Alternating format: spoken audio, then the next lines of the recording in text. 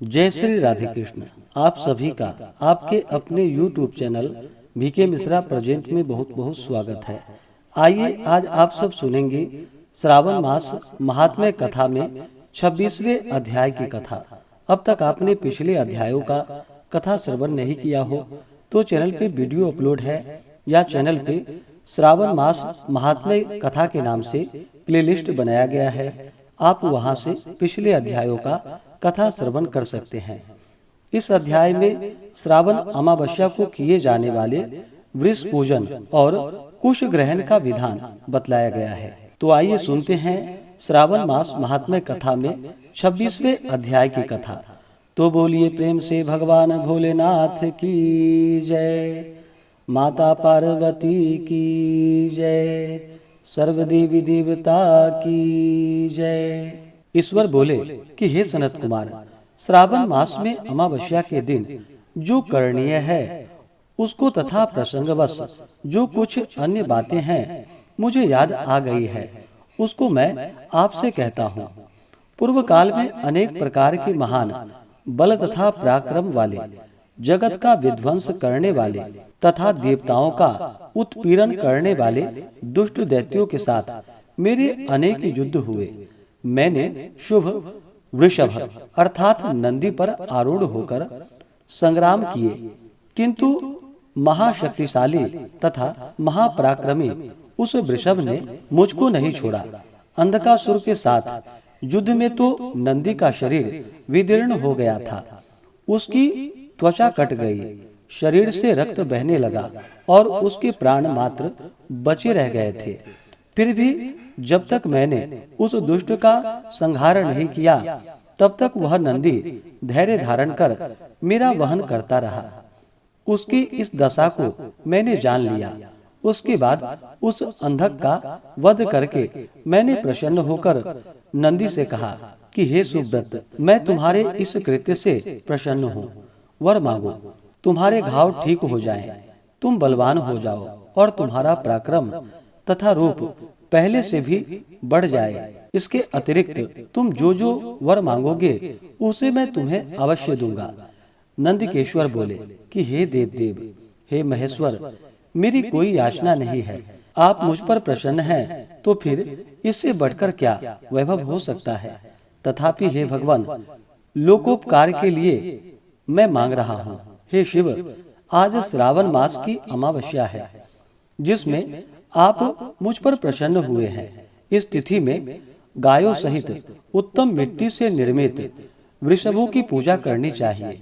आज अमावस्या के दिन जन्म लेना कामधेनु तुल्य है। अतः इस तिथि में वर प्रदान करे कि यह अमावस्या वांछित फल देने वाली हो। आज के दिन भक्ति पूर्वक प्रत्यक्ष वृषभों तथा गायों की पूजा करनी चाहिए। गिरु आदि धातुओं से प्रयत्न पूर्वक उन्हें भूषित करना चाहिए। उनकी सींगों पर सोना, चांदी आदि के पत्थर, मढ़े और रेशम के बड़े बड़े गुच्छों को भी सींगों पर बांधे। अनेक प्रकार के वर्णों से चित्रित सुंदर वस्त्र से उनकी पीठ को ढक दे और गले में मनोहर शब्द करने वाला घंटी बांध दे।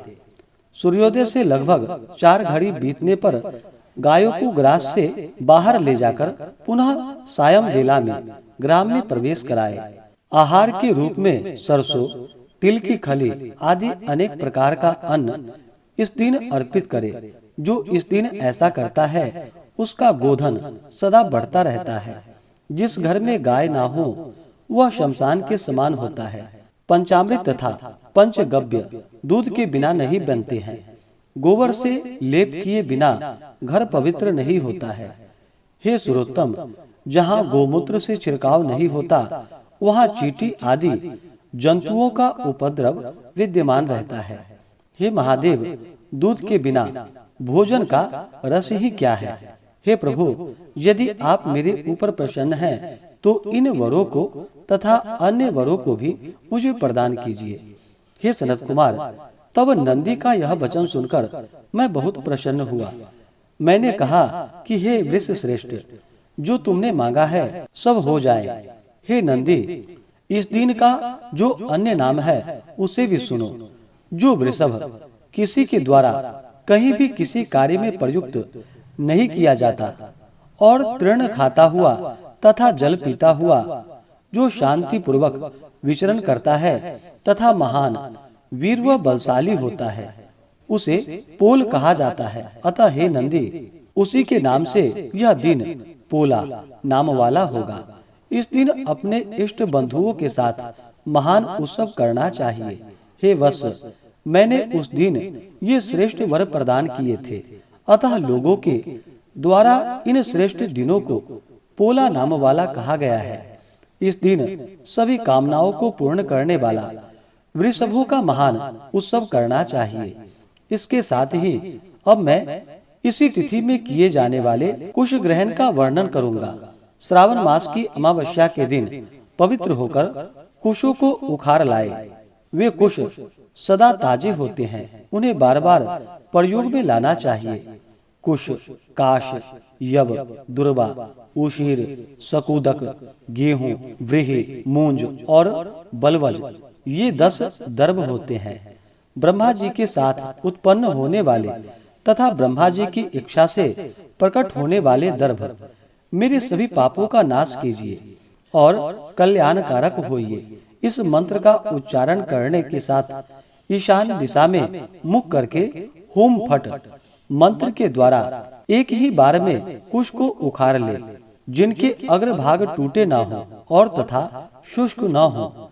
वे हरित वर्ण के कुश श्राद्ध कर्म के योग्य कहे गए हैं और जड़ सहित कुश देव कार्यों तथा जप आदि के प्रयोग में योग्य होते हैं।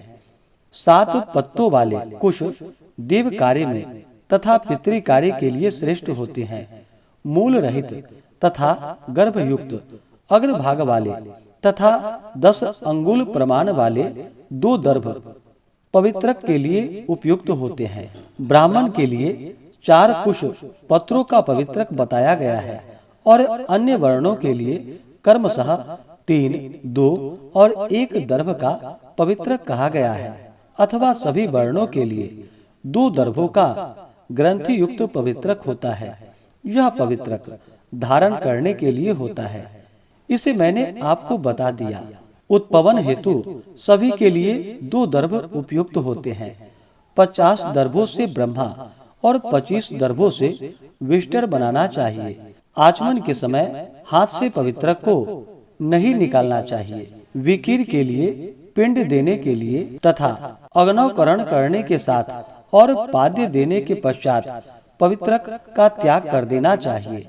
दर्भ के समान पुण्यप्रद, पवित्र और पापनाशक कुछ भी नहीं है। देव कर्म तथा पितृकर्म ये सब दर्भ के अधीन है। उस प्रकार के दर्भों को श्रावण मास की अमावस्या के दिन उखाड़ना चाहिए। इससे इनकी पवित्रता बनी रहती है। श्रावण मास की अमावस्या का वर्णन क्या किया जाए? हे सनत कुमार, श्रावण मास की अमावस्या के दिन जो कृत्य होता है उसे मैंने कह दिया। श्रावण मास में और जो भी करणीय है उसे मैं आपसे कहता हूँ।